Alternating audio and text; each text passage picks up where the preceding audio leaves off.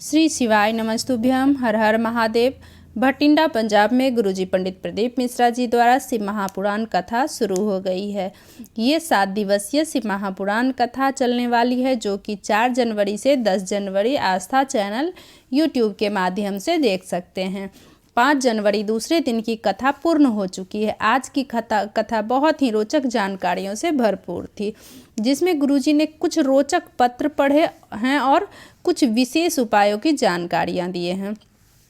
साथ ही गुरुजी ने वटकेश्वर महादेव का वर्णन बताया है। वटकेश्वर महादेव का नाम कब स्मरण किया जाता है, उससे जुड़ा विशेष उपाय की भी जानकारी दी है, तो जिसे आप कल 6 जनवरी शनिवार के दिन कर सकते हैं। साथ ही गुरुजी ने बताया है कि यदि आप किसी रोगी व्यक्ति से मिलने जा रहे हो तो उससे पहले आपको क्या उपाय करना है, जिससे वो रोगी व्यक्ति जल्दी ही स्वस्थ हो जाए। बस आपको एक छोटा सा उपाय करते हुए फिर रोगी व्यक्ति से मिलने के लिए जाना है। सभी उपायों की जानकारी आपको इसी वीडियो में प्राप्त होने वाली है।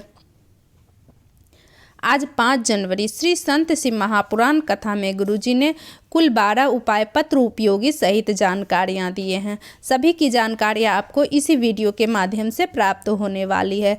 अगर किसी कारणवश आपने आज की कथा नहीं सुन पाए तो पूरी कथा की रास्ता तो आपको इस छोटे सी वीडियो के माध्यम से प्राप्त होने वाली है। तो बढ़ते हैं आज की कथा की पहली जानकारी की ओर। कथा के प्रारंभ होते ही गुरुजी ने बताया, जो आपको मानव का शरीर मिला है, मानव का शरीर पाने के बाद हम पूर्व में किए गए पापों को भगवान का नाम लेकर काट सकते हैं।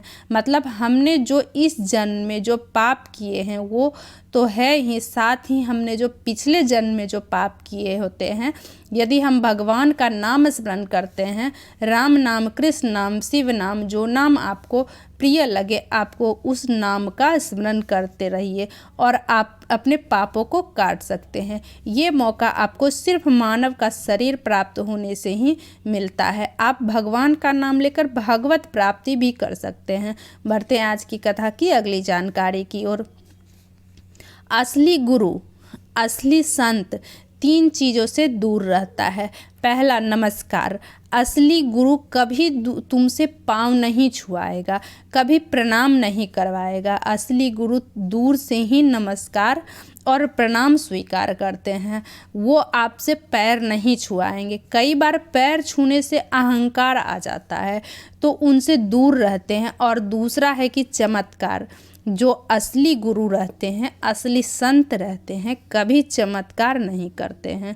तीसरा है नमस्कार। तो बढ़ते हैं आज की कथा की अगली जानकारी की ओर। वटकेश्वर महादेव का वर्णन करते हुए गुरुजी ने कहा, अगर किसी बरगद या वट वृक्ष के नीचे शिवलिंग रखा हुआ है तो उसमें अगर आप अपने जीवन में अगर एक बार भी जल अर्पित कर दिया है तो उसका बहुत बड़ा महत्व होता है।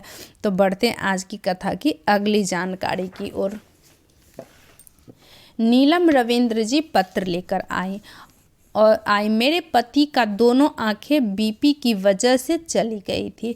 दोनों आंखों की रोशनी चली गई थी। डॉक्टर ने कह दिया था हर महीने इंजेक्शन लगेगा और जब सूजन उतरेगा तब हो सके आंखों की रोशनी वापस आ जाए। पर हमारे पास इतना पैसा नहीं था कि हर महीने इंजेक्शन लगवा सके, और इसके बाद ऑपरेशन की भी बोल दिया था।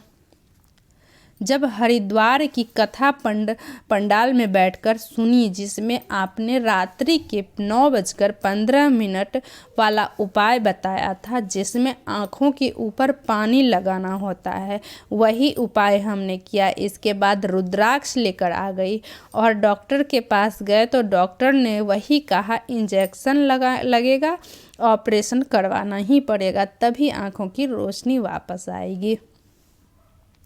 और रुद्राक्ष वाला जल लेना शुरू किए और ना ऑपरेशन हुआ और ना इंजेक्शन लगा, और मेरे पति की आंखों की रोशनी आ गई। तो उसी का आभार व्यक्त करने कथा पंडाल में आई हूँ। तो बढ़ते हैं आज की कथा की अगली जानकारी की ओर। मंदिर में 3 बार ताली क्यों बजाई जाती है?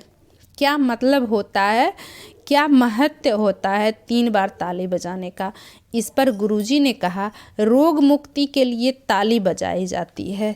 3 बार ताली बजाने से हमारे पाप, कष्ट और दुख नष्ट हो जाते हैं। और ताली भी नहीं बजा सके तो आप शिखर के दर्शन कर सकते हैं।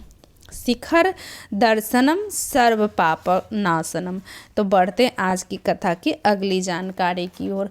पहले भी कहा है, हमेशा 1 लोटा जल चढ़ाना चाहिए, पर कभी कभी 2 लोटा जल भी चढ़ाना चाहिए, क्योंकि 1 लोटा जल आपके लिए और 1 लोटा जल बॉर्डर पे जो सैनिक आपकी रक्षा के लिए जो खड़े हैं उनके लिए। तो बढ़ते हैं आज की कथा की अगली जानकारी की ओर।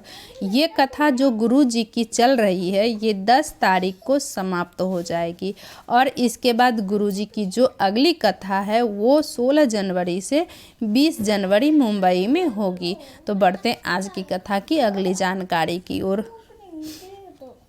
गुरुजी ने बताया कि यदि आप किसी रोगी व्यक्ति से मिलने जा रहे हो, कोई व्यक्ति हॉस्पिटल में भर्ती है, समस्याओं से जूझ रहा है, तो उससे मिलने से पहले शंकर भगवान की शिवलिंग पर 1 लोटा जल अर्पित करना है। उस व्यक्ति का, जो व्यक्ति है उसका स्मरण करते हुए 1 लोटा जल आपको अर्पित करना है और जलाधारी से जो जल आ रहे हैं उस जल को थोड़ा सा ले लेना है। जब आप रोगी व्यक्ति से मिलने जाओ तो बस उसका हाथ का स्पर्श उस रोगी व्यक्ति के ऊपर श्री शिवाय नमस्तुभ्यम करते हुए कर देना है। बस आपको इतना ही करना है। इससे रोगी व्यक्ति को जो भी हो उसको जल्दी ही उसकी स्थिति में सुधार आना निश्चित तय है। तो बढ़ते आज की कथा की अगली जानकारी की ओर। आज की कथा में गुरुजी ने वटकेश्वर महादेव का वर्णन किया है और पिछले कथाओं में गुरुजी ने वटकेश्वर महादेव का नाम लेकर करने वाला एक विशेष उपाय की जानकारी दी थी, जिसे वट वृक्ष के नीचे करना होता है। उपाय काफ़ी सरल और आसान है। बस आपको ये उपाय कल के दिन मतलब 6 जनवरी शनिवार के दिन करना है। अगर कल आप नहीं कर पाओ तो किसी भी शनिवार के दिन आप कर सकते हो। कोई व्यक्ति अगर आपका पैसा ले गया है और या आपके ऊपर कर्जा है तो इसके लिए वटकेश्वर महादेव का स्मरण किया जाता है।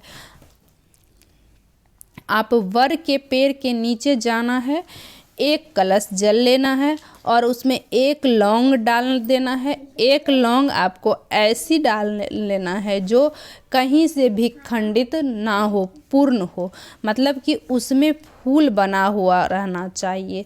बस आपको 1 लौंग अपने जल कलश के अंदर डाल देना है और उस लौंग वाले जल को आपको बस वट के पेड़ के नीचे वटकेश्वर महादेव का स्मरण करते हुए धीमी धीमी धार से अर्पित कर देना है। और उस कर्जे का या फिर आपको किसी से पैसे लेना है, कोई आपके पैसे नहीं दे लौटा रहा है तो उसका भी आप स्मरण कर सकते हैं। वटकेश्वर महादेव के नाम से स्मरण किया जाता है कर्जा मुक्ति के लिए और अपने धन को वापस प्राप्त करने के लिए। ये उपाय आप कल के दिन शनिवार के दिन भी कर सकते हैं या फिर सोमवार के दिन भी आप इस उपाय को कर सकते हैं। साथ ही यदि आप धन संपदा वृद्धि के लिए आप उपाय करना चाहते हैं तो धन संपदा वृद्धि के लिए 6 जनवरी शनिवार के दिन शाम के समय पीपल के वृक्ष के नीचे आपको 1 दिया प्रज्वलित करना है। पीपल के वृक्ष के नीचे जब भी आप दिया प्रज्वलित करें तो गोल बाती का प्रयोग करें और घी का दिया बनाएं। श्री शिवाय नमस्तुभ्यम बोलते हुए लक्ष्मी नारायण कुबेर का स्मरण करते हुए दिया आपको प्रज्वलित करना है। तो मेरी वीडियो आपको कैसी लगी कमेंट बॉक्स में ज़रूर बताना। अगर कोई बात समझ नहीं आई तो कमेंट बॉक्स के ज़रिए आप पूछ सकते हैं। अगर मेरे वीडियो पे नए हो तो सब्सक्राइब कर लेना, बेल आइकन दबा देना ताकि मेरे अगले वीडियो की नोटिफिकेशन आप तक पहुंच सके। श्री शिवाय नमस्तुभ्यम। हर हर